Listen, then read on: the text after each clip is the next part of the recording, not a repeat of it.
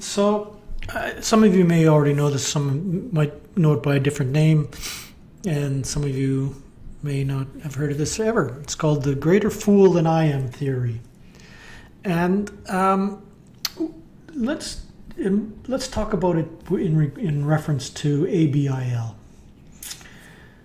The theory is a simple theory in the stock markets, and it goes like this.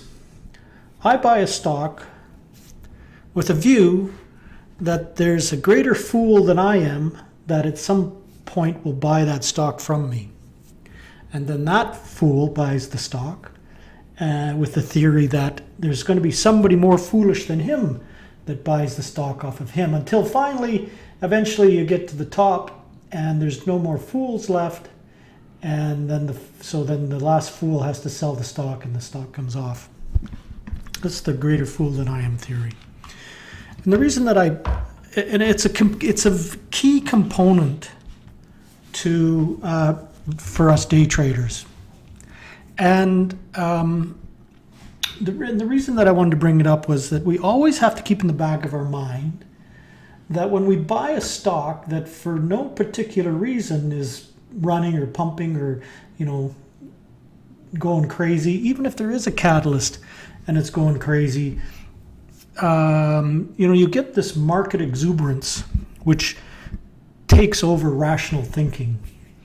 And you get things like FOMO, fear of missing out, people start chasing the stock, and there's all these things that go on that drive these stocks higher. Shorts get squeezed, and the stock runs gets way out of whack, the value that it's trading at, there's no reason it should be there. This stock was trading at 280 just 2 days ago, yesterday. And today it's traded as high as 8. So that's a threefold increase. And why? Why did it go up threefold? Well, not sure. I didn't really look to see if there was any news because we're not fundamentalists, we trade chart patterns. But what happens is, at some point, there's not going to be any fools left to buy the stock. And the stock's going to come down, and sure enough, that's what happened up in here. Here as well, but then some people started to think, well, maybe there are some greater fools than I am, and they'll start buying it. And it double tops in here, pulls back, breaks through. Everybody jumps on because it's a breakout, it's going to get squeezed, and surely there'll be some greater fools than I am that'll buy this.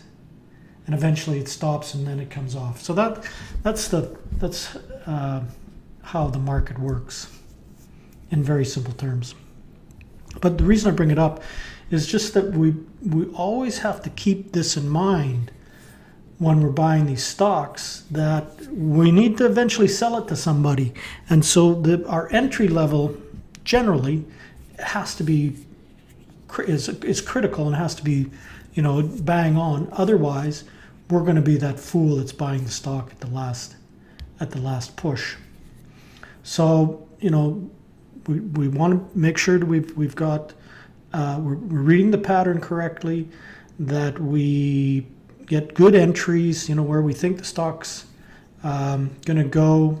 We think that our pattern is there, and so now all the patterns don't work every time. They only work 70% of the time, our patterns, except my pre-market down channel is about 90%. But other than that, we're not looking for patterns that are 50-50 or 33% successful. We're looking for patterns that are 70% successful. And so one of the things you always got to be aware of is to make sure that you're buying the stock at the appropriate price. You're not chasing it, because you don't want to be the last fool holding the paper at the end of the day.